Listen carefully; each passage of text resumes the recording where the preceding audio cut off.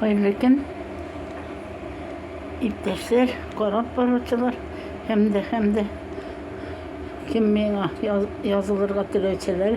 Пожалуйста, benim teplitsede zilegim ilgirdi. Kara kız, ne zorlusu da var. Ne küçüknesi de var. Ya. Dilek ilgirdi. Bugün 6 mı? Июнь. Или 10 июня. Не знаю, не помню. Мында корап болмай. Пожалуйста, теплицадан жиып кірдік. Қазір енді менің исінің темірілігін білсеңіз. Деген бик алай қошысы да келмейді. Бұл қазір бұзылып бітті. Балалар түшмеді. Әлі пока. Anda koytarıp yerine vakit yok bizde. Vakit olsa da bir tam çiziyle geçin koytup yerip olmuyor bitindi. Buna ciyip girsek енді. Не знаю, var ne asap koyarga. Şöyle ettirip bulaygana bızılayın bu. Öyle. Şöyle teplitsa kırılarına oturtup çıkam da men. Kızdan.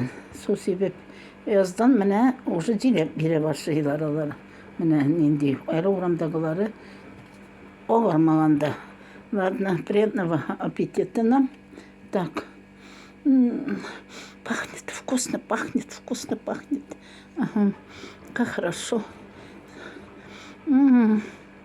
Вот, на улице сегодня прохладно, стираю, суп варю, лапшу.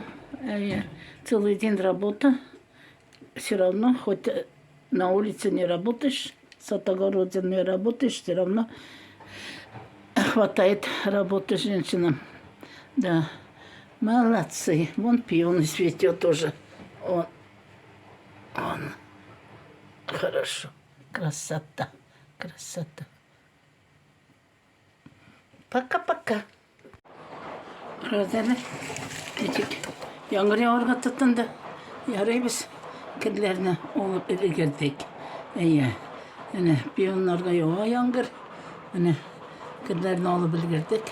Keçede yağmur yağdı, tünne de yağdı. Kinde keçe тоже bek yakşı tegen. Eliminde libin tegen. Mine tegen. Ciletlerim benim. Hazır çist alıp baharini yasıp koyayım. Ez bulsa da bozulmuyor. Bozulmuyor da çayı da içesin indi. Olay bit. Siz bir olay o şey almışsın. Hazır ben bari kaynattı balamanlardan ezgine basada. Açım pişti. Kırlarını balkonga mı kızıp koyduk. Kiptireye.